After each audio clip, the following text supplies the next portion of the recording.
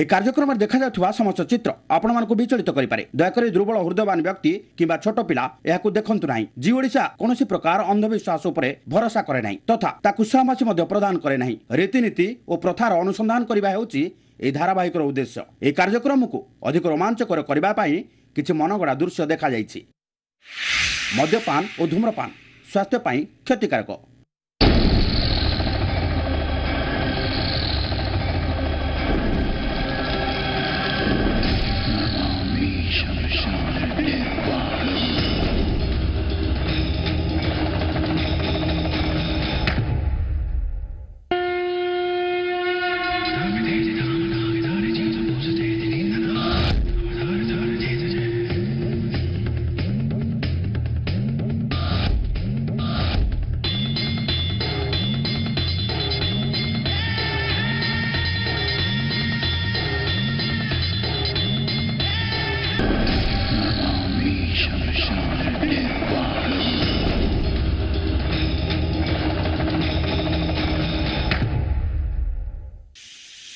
नमस्कार। जय महाकाल। काल कपाल महाकाल आज अध्याय आमे आपण को नहीं जीवु एपरी एक भूमि को जेउठी होई थाए अनेक भयंकर साधना। समस्त भयंकर तंत्र साधना को आमे आपण को देखाइबु जेउठारे आम टीम एक बाहर शक्ति को अनुभव करिथिला। केउ प्रकार साधना सेठारे होता है आउ पूर्णिमा राति रे किपरि सेठारे शव मानकु पुणी थरे जागृत करा जाए। आमे बारंबार आपण को कहि रखुचु जे दुर्बल हृदयवान व्यक्ति और छोट पिला एई शो ठारू दूरे रुहंतु। तेबे चलंतु देखिबा मशाणी रे ए प्रकार साधना किपरि होई थाए। पूर्णिमार राति रे जने साधक शव मुंड जागरण करिथाए। এই শবমুণ্ড জাগরণ কণ ও কণ এই সাধনা করে কୌଣସି ଆତ୍ମାକୁ ନିଜ ଆୟତରେ ରଖାଯାଇପାରିବ? ଆମ ସମସ୍ତ ପ୍ରଶ୍ନର ଉତ୍ତର ପାଇବା ପାଇଁ ଆମେ ତନ୍ତ୍ର ମନ୍ତ୍ରର ଜ୍ଞାନୀ ମନୁଷ୍ୟଙ୍କ ପାଖକୁ ପହଞ୍ଚିଥିଲୁ। ବୈଦିକ ଧର୍ମ ଅନୁସାରେ ଆତ୍ମାର ଜାଗରଣ ସେତେବେଳେ କରାଯାଏ ଯେପର୍ଯ୍ୟନ୍ତ ଆତ୍ମା ତମ ଶରୀର ଭିତରେ ରହିଛି ତାକୁ ଆତ୍ମିକ ଶକ୍ତି କୁହାଯାଏ। ଆଉ ଯେପର୍ଯ୍ୟନ୍ତ ସେ ଶକ୍ତି ଅଛି ସେ ପର୍ଯ୍ୟନ୍ତ ଆପଣ ହେଉଛନ୍ତି ଶିବ ନଚେତ୍ ଶବ। ତେବେ ଆପଣଙ୍କ ଶରୀରରେ ତାହା ଥିଲେ ହିଁ ଜାଗରଣ ହୋଇଥାଏ। ଆଉ ତାହା କିପରି ହୁଏ? ଆପଣ ନିଜ ଶରୀରକୁ ନିଜ ଅସ୍ତିତ୍ୱକୁ ସମାନ ଭାବରେ ଆଣିଥାନ୍ତି। ନା ରାଗ ରହିବ ନା ଦୋଷ ରହିବ। ଯେତେବେଳେ ଆପଣ ରୋଗମୁକ୍ତ ହୋଇଯାଆନ୍ତି, ଦୋଷମୁକ୍ତ ହୋଇଯାଆନ୍ତି, ଇଚ୍ଛା ଅଭିଳାଷା ମୁକ୍ତ ହୋଇଯାଆନ୍ତି, ମୋହ ସବୁ ଭାଙ୍ଗିଯାଏ, ସେତେବେଳେ ଆତ୍ମା ଜାଗୃତ ହୋଇଥାଏ।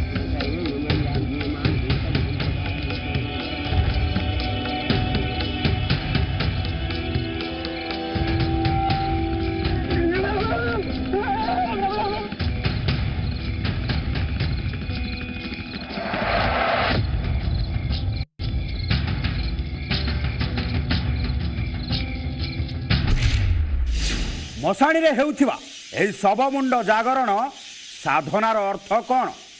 कौन सतरे तांत्रिक एठारे कौनसी आत्मा को डाकुथिले? कौन सतरे ए आत्मा निज आयतरे करुथिले? ए समस्त प्रश्नर उत्तर आमे आपण को निश्चय देबु।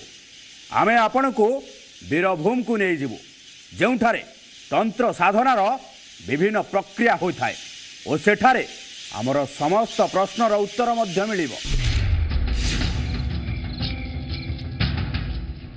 नरमुंडक मध्यरे तंत्र साधनार बड़ स्थली। महाकालଙ୍କ चारिपार्श्वरे मनीष मुंड द्वारा प्रस्तुत होइछि नरमुंड आसन। नरमुंड आसन उपरे विराजमान करिसंती जने साधक। एठारे कहार साधना हेउछे ओ नरमुंड को साधनार साधन कौन पई करा जायछि?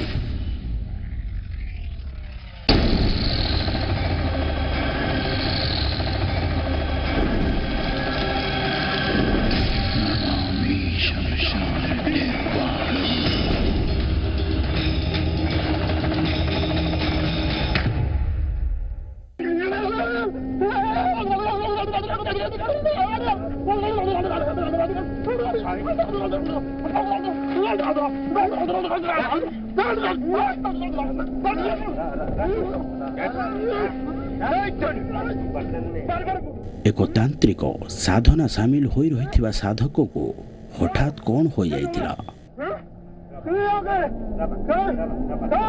ସେ ଏପରି ଛାଟିପିଟି କାହିଁକି ହେଉଛି?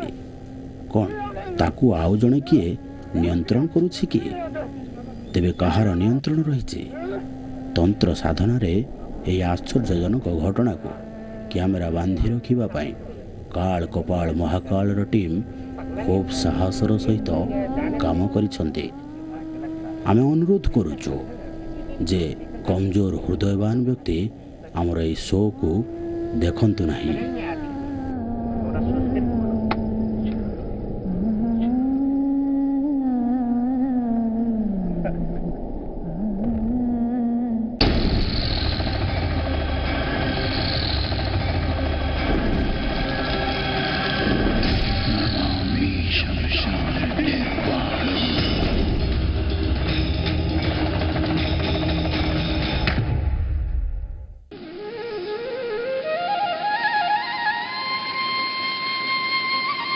ସୂର୍ଯ୍ୟଦେବଙ୍କ ମହିମା ଉପରେ ସମସ୍ତେ ପରିଚିତ ଅଛନ୍ତି। ସେ ଏକ ପ୍ରତ୍ୟକ୍ଷ ଦେବତା ଓ ପୁରାଣରେ ସୂର୍ଯ୍ୟଙ୍କୁ ପରମାତ୍ମାର ସ୍ୱରୂପ କୁହାଯାଇଛି।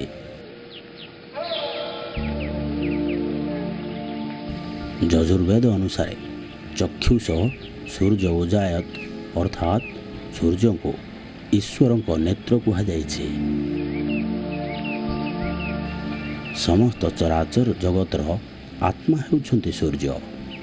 ସେଥିପାଇଁ ବୈଦିକ କାଳରୁ ସୂର୍ଯ୍ୟ ଉପାସନାର ପ୍ରତୀକ ରହିଛି।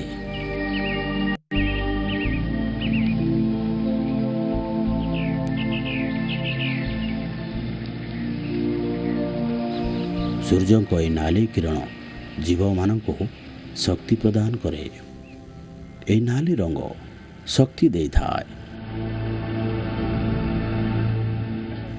ଏ ନାଲି ରଙ୍ଗ ସହିତ ଜଡ଼ିତ ହୋଇ ଏକ ସମ୍ପ୍ରଦାୟ ରହିଛି, ଯାହା ବିଷୟରେ ଜାଣିବା ପାଇଁ କାଳ କପାଳ ମହାକାଳର ଟିମ୍ ପୂର୍ବରୁ ଯାଇଥିଲେ।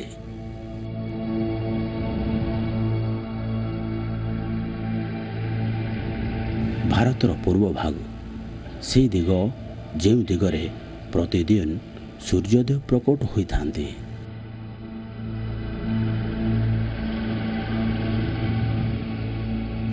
ଏହା ହେଉଛି ତାରାପୀଠ ନାମକ ଏକ ଛୋଟ ସହର।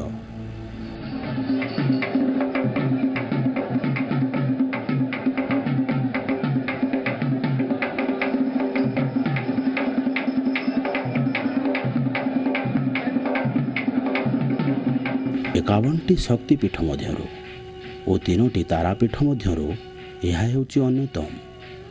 ଦେବୀ ତାରାଙ୍କ ନାମରୁ ଏହି ସ୍ଥାନର ନାମ ହେଲା ତାରାପୀଠ।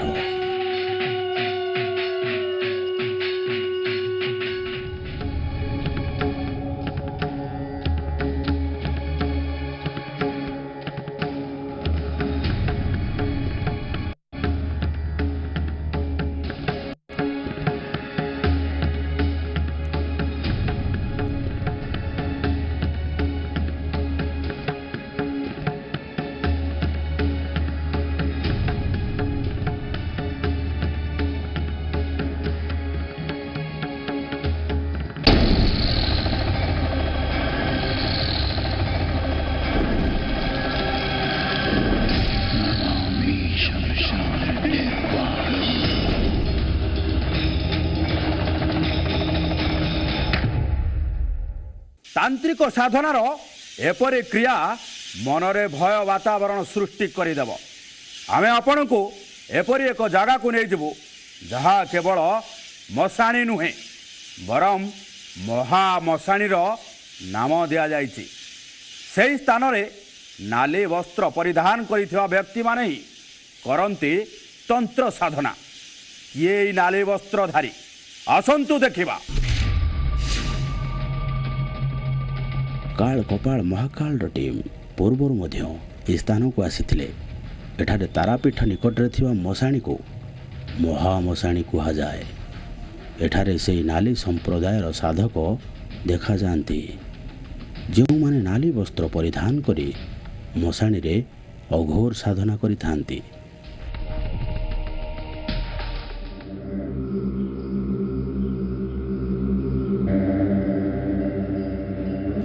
ମହମବତୀ ଜଳାଇ ଏଠାରେ ଏହା କେଉଁ ପ୍ରକାର ସାଧନା ହେଉଛି?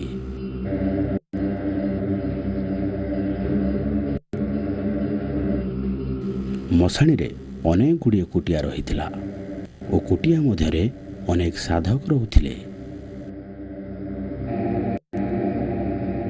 କେହି ନାଲି ତ ଆଉ କେହି ସାଧାରଣ ପୋଷାକ ପିନ୍ଧିଥିଲେ।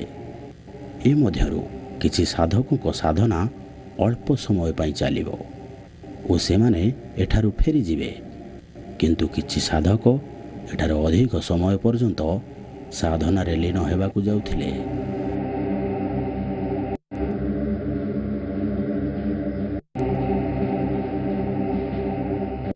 ଏଠାରେ ଅନେକ ସାଧକ ନିଜ ସାଧନାରେ ମଗ୍ନ ରହିଛନ୍ତି।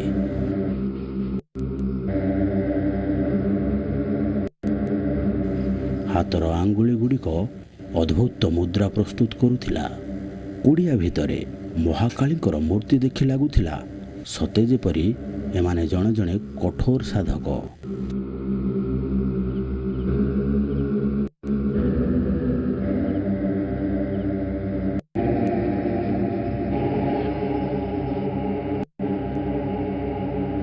ଆମେ ଆଗକୁ ବଢ଼ିଲା ପରେ ଏକ ବନ୍ଦ ହୋଇ ରହିଥିବା କୁଡ଼ିଆ ରହିଥିଲା।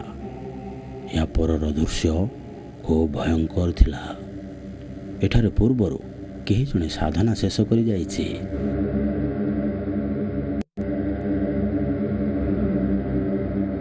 କୌଣସି ସାଧକର ଏହି ସାଧନାସ୍ଥଳୀ ସୁନସାନ ପଡ଼ିଥିଲା।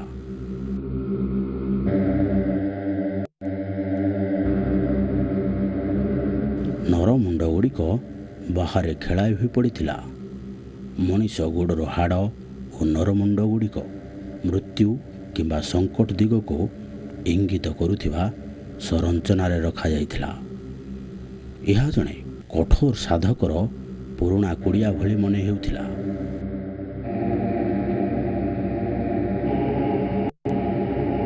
ଆଉ ଏକ କୁଡ଼ିଆ ଭିତରକୁ ଆମେ ପ୍ରବେଶ କଲା ପରେ ଆମକୁ ଭୟାବହ ଦୃଶ୍ୟ ଦେଖିବାକୁ ମିଳିଥିଲା। ମଝିରେ ମହାଦେବ ବିରାଜମାନ ରହିଥିଲେ ଓ ଚାରିପାଖରେ ନରମୁଣ୍ଡ ଲାଗି ରହିଥିଲା। ନରମୁଣ୍ଡ ଗୁଡ଼ିକ କାନ୍ଥରେ ଲଗାଇ କାନ୍ଥକୁ ଲିପା ଯାଇଥିଲା। ଏସବୁ ମଣିଷ ମୁଣ୍ଡ ମଶାଣି ଓ କବରସ୍ଥାନରୁ ହିଁ ଅଣାଯାଇଥିଲା। ଆମ ମନରେ ପ୍ରଶ୍ନ ଆସିଲା ଯେ ଏତେ ଗୁଡ଼ାଏ ନରମୁଣ୍ଡ ଏଠାରେ କ'ଣ କରୁଛି? ଆମକୁ କୁହାଯାଇଥିଲା ଯେ 108ଟି ନରମୁଣ୍ଡକୁ ନେଇ ଏହି ନରମୁଣ୍ଡ ଆସନ ପ୍ରସ୍ତୁତ ହୋଇଥିଲା। ଏହି ଆସନ ଉପରେ ଜଣେ ସାଧକ ସାଧନା କରିବା ପାଇଁ ବିରାଜମାନ ରହିଥିଲେ।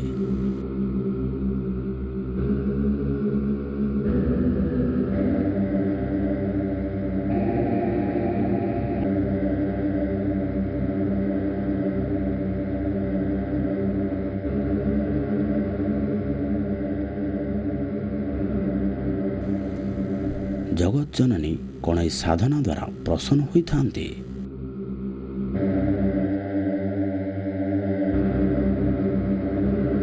ତାନ୍ତ୍ରିକ ସାଧନାରେ ମହାକାଳୀଙ୍କୁ ପ୍ରସନ୍ନ କରିବା ପାଇଁ 5 ମୁଣ୍ଡ ସାଧନା ଅର୍ଥାତ୍ ସାପ, ବେଙ୍ଗ, ଠେକୁଆ, ଶିଆଳ ଓ ମାନବ ମୁଣ୍ଡକୁ ସାଧନା କରାଯିବାର ମଧ୍ୟ ଉଲ୍ଲେଖ ରହିଛି।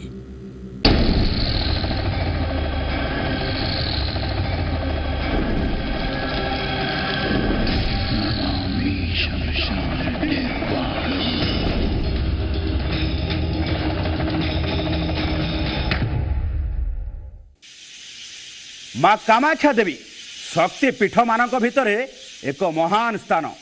ଆଉ ତନ୍ତ୍ର ସାଧନାର ମଧ୍ୟ ଏଠାରେ ଏକ ବିଶେଷ ମହତ୍ଵ ରହିଛି। ଏପରି ସ୍ଥାନମାନଙ୍କରେ ସାଧନା କରି ମାଙ୍କୁ ଆରାଧନା କରିବା ଓ ତନ୍ତ୍ର ମନ୍ତ୍ର ପ୍ରୟୋଗ କରି ସାଧାରଣ ଲୋକମାନଙ୍କ ଉପରୁ ଦୁଷ୍ଟ ଶକ୍ତିମାନଙ୍କୁ ବାହାର କରିବାର ପ୍ରମାଣ ମିଳିଥାଏ। କିନ୍ତୁ ଏପରି ସାଧନା ଦ୍ୱାରା ମାଙ୍କୁ ସାଧିତ କରାଯାଇପାରେ ଏ ପ୍ରଶ୍ନ ଆମ ମନରେ ଉଙ୍କି ମାରୁଥିଲା।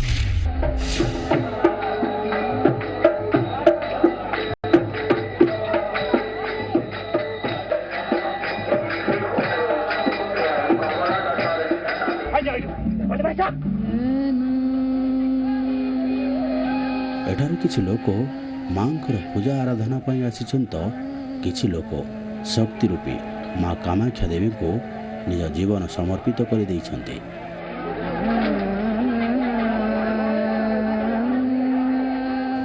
ଏଠାରେ ଆମେ ଏକ ଅଦ୍ଭୁତ ଆକର୍ଷଣ ମଧ୍ୟ ଅନୁଭବ କରିଥିଲୁ,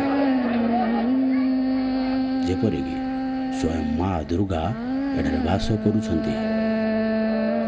ମା ସତୀ ଯେତେବେଳେ ନିଜକୁ ଅଗ୍ନିରେ ଭସ୍ମ କରିଦେଇଥିଲେ ସେତେବେଳେ ମହାଦେବ ଅତ୍ୟନ୍ତ ରାଗି ଯାଇଥିଲେ। ସେ ମା ସତୀଙ୍କ ମୃତ ଶରୀରକୁ ନିଜ କାନ୍ଧରେ ରଖି ସମ୍ପୂର୍ଣ୍ଣ ବ୍ରହ୍ମାଣ୍ଡରେ ବୁଲିବାକୁ ଲାଗିଥିଲେ। ତାଙ୍କ କ୍ରୋଧ ଦେଖି ଏପରି ଲାଗୁଥିଲା ସତେ ଯେପରି ବ୍ରହ୍ମାଣ୍ଡ ମହାକାଳଙ୍କ ଆକ୍ରୋଶରେ ସ୍ୱାହା ହୋଇଯିବ।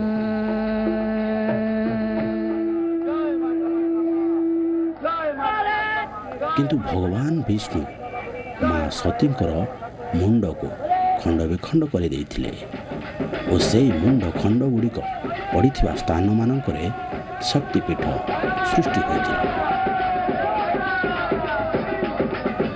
କାମାକ୍ଷା ଦେବୀ ମନ୍ଦିର ସେହି ଶକ୍ତିପୀଠମାନଙ୍କ ମଧ୍ୟରୁ ଅନ୍ୟତମ।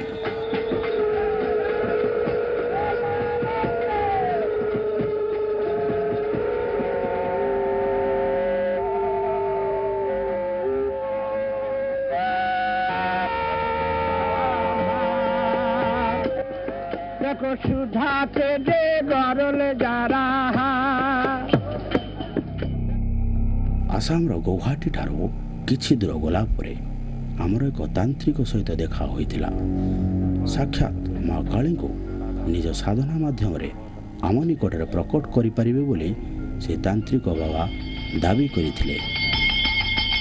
ବାବା ମନ୍ତ୍ର ପାଠ କରିବା ସହିତ ମା କାଳୀଙ୍କର ଆରାଧନାରେ ଲାଗି ପଡ଼ିଲେ। ଏହି ତାନ୍ତ୍ରିକ କ୍ରିୟାରେ ତାଙ୍କ ସହିତ ତାଙ୍କ ଚେଲାମାନେ ମଧ୍ୟ ବସିଥିଲେ। ପୂଜା ଚାଲୁଥିବା ସମୟରେ ହଠାତ୍ ଜଣେ ଚେଲା ଧରିବା ଆରମ୍ଭ କଲା।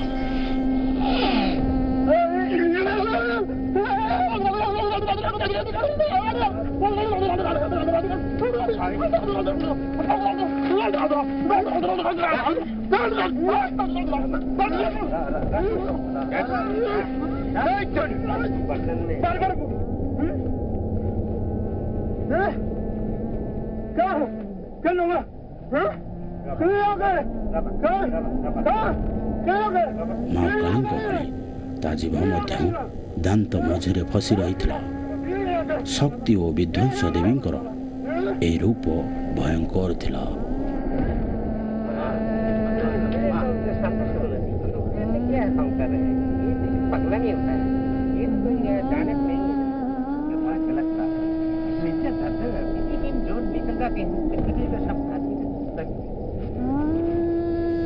ବାବା କହିଥିଲେ ଯେ ମା କାଳୀଙ୍କୁ ଡାକିବାରୁ ସେ ଅତ୍ୟନ୍ତ ରାଗି ଯାଇଛନ୍ତି ଓ ତାଙ୍କୁ ଖୁସି କରିବା ପାଇଁ ଆଉ ଏକ ତନ୍ତ୍ରର ସାଧନା କରିବାକୁ ପଡ଼ିବ। କିନ୍ତୁ ସେହି ସାଧନା ଦିନବେଳେ ହେବାକୁ ଯାଉଥିଲା, ଅର୍ଥାତ୍ ଭୟାବହ ଦୃଶ୍ୟକୁ ଆମକୁ ନିଜ ସାଥିରେ ନେଇଯିବାର ଥିଲା।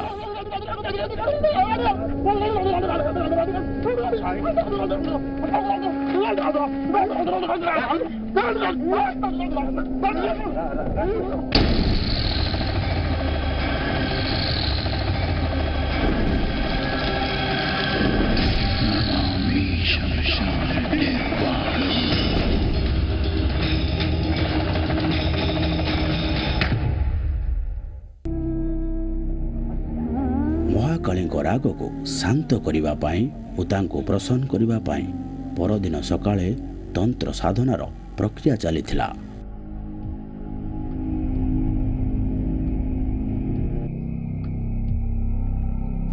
କଦଳୀ ପତ୍ରରେ ସିନ୍ଦୁର ଦ୍ୱାରା ଭିନ୍ନ ଭିନ୍ନ ଆକୃତିର ଚିତ୍ର ଅଙ୍କା ଯାଇଥିଲା।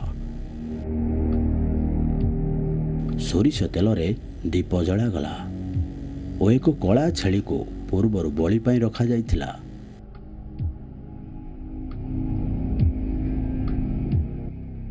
ବଳିର ପ୍ରସ୍ତୁତି କରାଗଲା।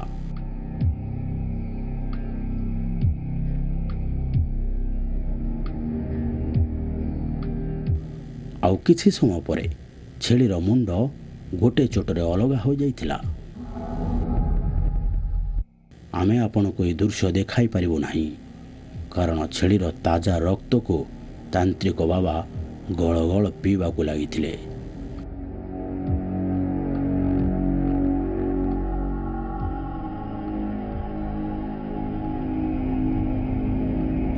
ରକ୍ତ ପିଇବା ପରେ ଏ ତାନ୍ତ୍ରିକ ଅଦ୍ଭୁତ ବ୍ୟବହାର କରିବାକୁ ଲାଗିଲେ। ସେ ଅଗ୍ନିକୁଣ୍ଡରେ ଜଳୁଥିବା କାଠ ଗୁଡ଼ିକୁ ଉଖାଡ଼ି ଫୋପାଡ଼ି ଦେଲେ।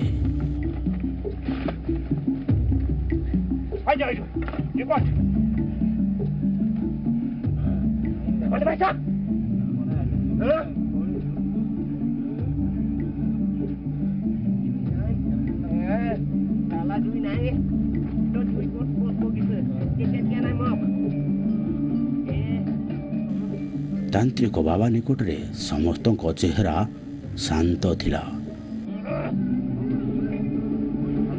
ଆଉ ସେ ହଠାତ୍ ଅଗ୍ନିକୁଣ୍ଡର କାଠ ଗୁଡ଼ିକୁ ଖାଇବାକୁ ଚେଷ୍ଟା କରୁଥିଲେ।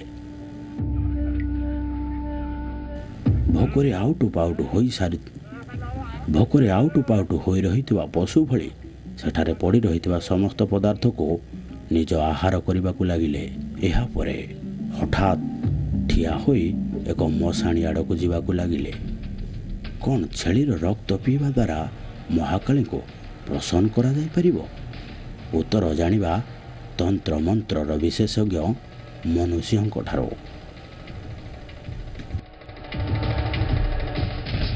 ବେଦରେ ଏପରି 148 ପ୍ରକାର ଶ୍ଲୋକ ରହିଛି, ଯେଉଁଠାରେ କୁହାଯାଇଛି ଯେ କୌଣସି ପ୍ରକାର ବଳି ଦେବା ବା ମାଂସ ଭକ୍ଷଣ କରିବା ବର୍ଜିତ। ସମସ୍ତ ପଶୁପକ୍ଷୀଙ୍କୁ ମିତ୍ର ଭାବରେ ଦେଖିବା ଉଚିତ। ଏ ସମସ୍ତ ବିଷୟରେ ସିଧାସଳଖ ଆମ ଧର୍ମରେ ଏହା ବର୍ଣ୍ଣନା କରାଯାଇଛି। ଏ ସମସ୍ତ ସାଧନାର ଉତ୍ପତ୍ତି ହୋଇଥିବା ବିଜ୍ଞାନୀ ଭୈରବରେ ମଧ୍ୟ କୁହାଯାଇଛି। ପଶୁପକ୍ଷୀମାନଙ୍କ ସହିତ ନ୍ୟାୟ ବ୍ୟବହାର ନ କଲେ କୌଣସି ବି ସାଧନା ସଫଳ ହେବ ନାହିଁ।